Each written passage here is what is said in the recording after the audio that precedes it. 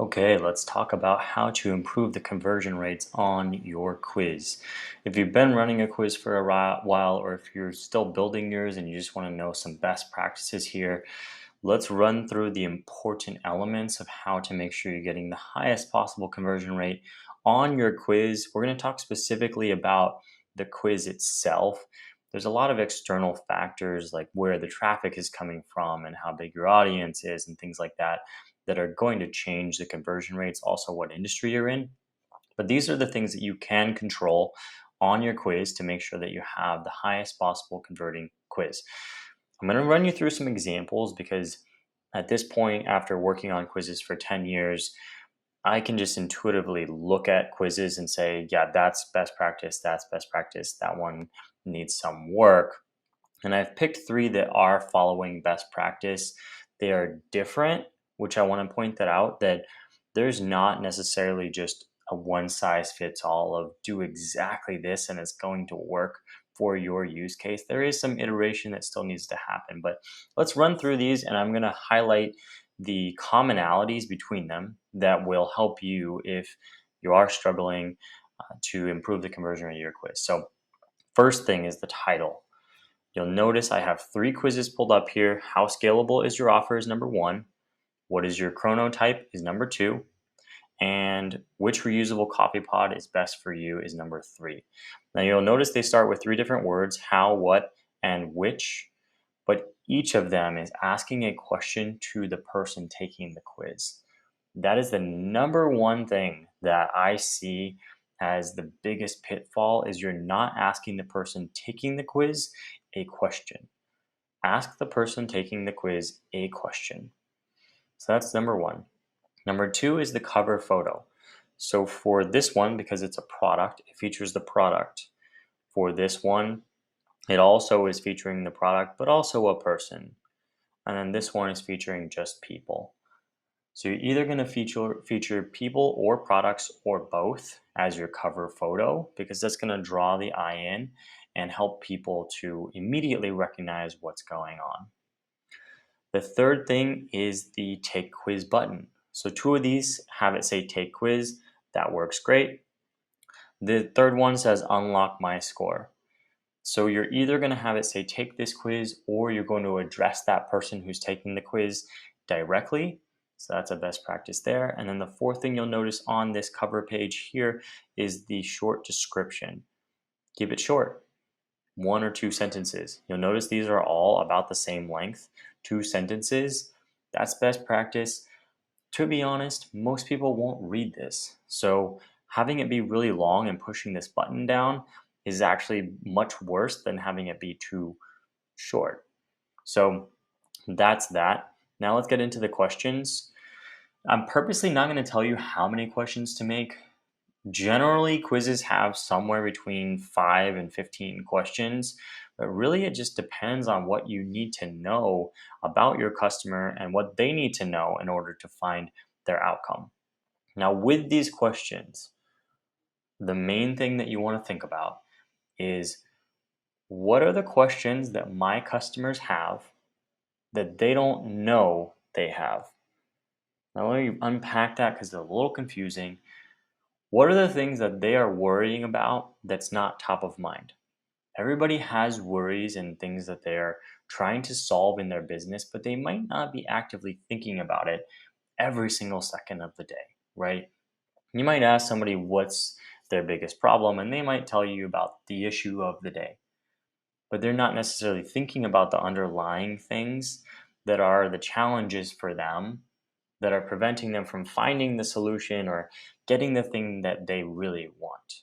So when you're asking your questions, you're just asking people about the things that you know are on their mind that they might not be actively thinking about. So here, do you currently have a team? Right? This might not be something you think about every single day, like, oh, my team, I need, different things on my team, but it would be something you're thinking about if you are running a business. How big is your email list? Do you have an automated funnel? These are all things that you would think about as a business. Now let's jump over to the chronotype one. This is about sleep. This is really cool because It's asking the person about themselves. And again, these are not necessarily things you think about every single day, but what time would you get up if you were entirely free to plan your day? That's a great question because that's different for every person. Some people, are going to wake up really late, right? Or some people might wake up really early if they had the choice. And so you want to ask people those questions that they might not always be asking themselves, but are on their mind.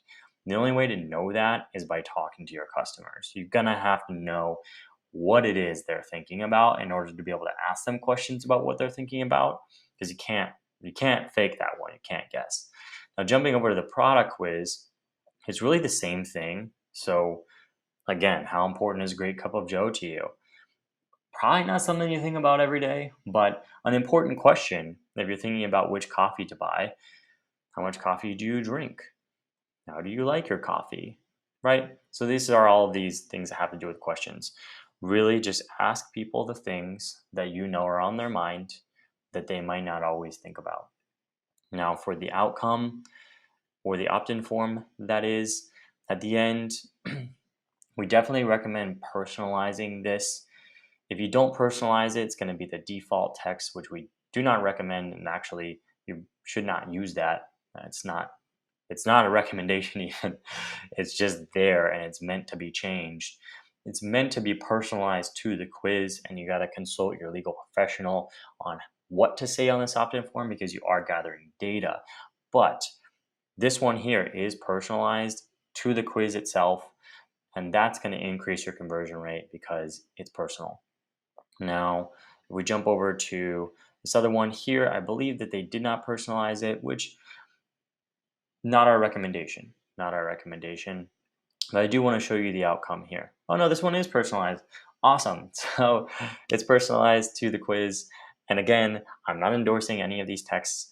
You definitely have to consult your professional on that. So there we go. And there we go. So we have this here, and this is the outcome. So the transitional phase of business. In the results, obviously this is after the conversion happens, but you're still getting a chance to convert in terms of somebody buying, right? So that's important.